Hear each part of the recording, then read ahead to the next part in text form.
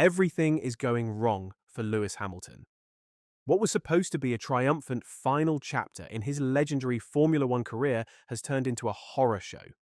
A few months into the 2025 season, he finds himself adrift in a car that can't deliver, and surrounded by rising tensions behind the scenes.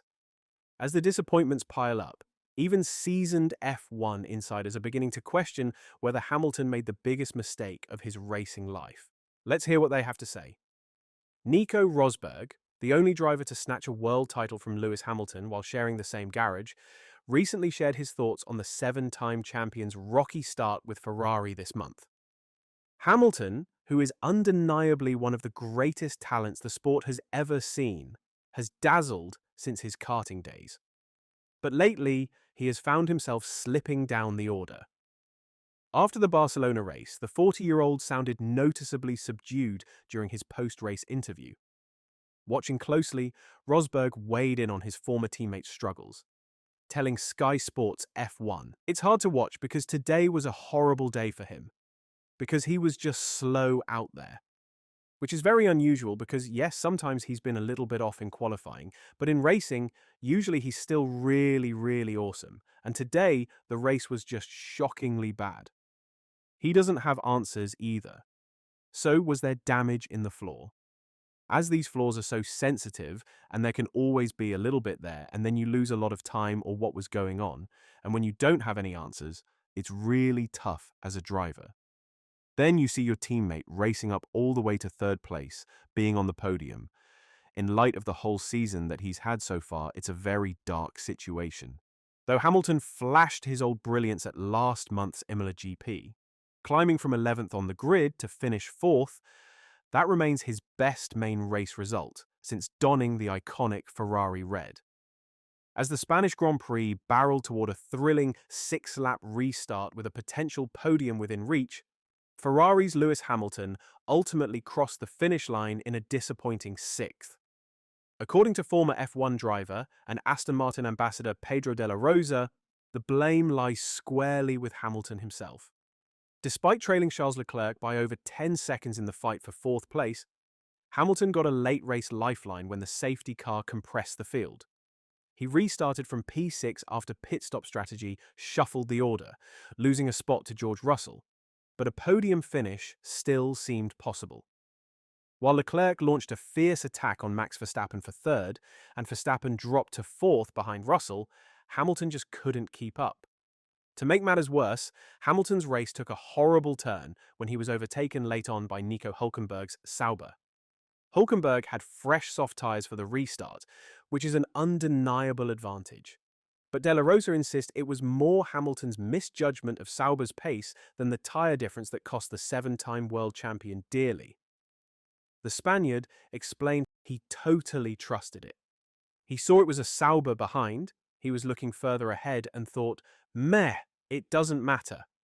You can't judge a driver by the car he's in. David Coulthard, a 13-time Grand Prix winner and seasoned voice in the paddock, also had something to say when weighing in on Lewis Hamilton's turbulent start at Ferrari. According to him, the 7-time world champion is looking a bit punch-drunk as he adjusts to life in red. Hamilton made the switch to Ferrari this season after an iconic 12-year run with Mercedes. Chasing a fresh challenge and a lifelong dream of racing for the Scuderia, Hamilton hoped to reignite his spark with the sport's most legendary team. But so far, that dream has been more of a rough ride than a fairy tale. Coulthard, speaking to Channel 4, shared his take on the struggles Hamilton is facing in his new surroundings. Whether Lewis likes it or not, the team in the situation they are right now, if the shoe is on the other foot, they've got to release the faster car and then sort it out later at the Grand Prix. In this case, I think Lewis came into the race. He was not delivering the pace at the beginning. Coulthard noted that while the Spanish Grand Prix wasn't entirely bleak for Hamilton, the British driver is probably coming to terms with just how tough the transition to Ferrari has turned out to be, something he likely didn't anticipate. There was an area in the middle of the Grand Prix where he was actually matching Charles and looking like he was finding some comfort there, he said. So there are some reasons to be positive for Lewis. But right now, I think he's a little bit punch drunk, with the difficulties of getting up to speed with Ferrari. Sky Sports F1 pundit Karun Chandhok has also voiced his concerns over Lewis Hamilton's current form after a lackluster showing at the Spanish Grand Prix. Speaking on the latest episode of the Sky F1 podcast, Chandhok delved into the reasons behind his growing unease over Hamilton's recent performances. It's starting to get a bit critical, I think, though. We're coming into the second third of the season now. He's not finding the rhythm. He's not finding the consistency where week in, week out, he's in a happy place with the car, Chandhok said. Imola, woeful in qualifying. Suddenly the car's brilliant in the race. Monaco, he wasn't quite there. He was a chunk behind Charles throughout. There's got to be a degree of concern creeping in. When you look at the race, the fact Charles overtook him and pulled away from him quite comfortably even before we go into the different tyres and so on, I'd be concerned. If I was Lewis, if I was on the Lewis side of the garage, engineers, etc., I would be concerned. We're nearly at the halfway point of the year now. We need to start understanding, is this a fundamental issue that we need to change the direction of the setup of the car? I am not disputing the fact that he's still got the ability. He clearly has. He's able to win races, but they need to find a sweet spot for him that every weekend he knows what he's got, but they've not got that. He's still having too many good days and bad days. The fluctuations are too much. Charles Leclerc has admitted that Ferrari still lacks the firepower to consistently fight for podiums. Despite securing a solid third-place finish in Formula One's latest Grand Prix, Leclerc took full advantage of a late-race safety car that threw a wrench in Red Bull's strategy, using the opportunity to snatch third from Max Verstappen and deliver Ferrari's third podium of the 2025 season.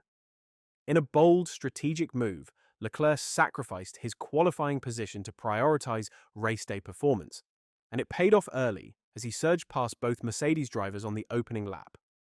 He then made quick work of teammate Lewis Hamilton, but found himself unable to match the searing pace of the McLarens or Verstappen.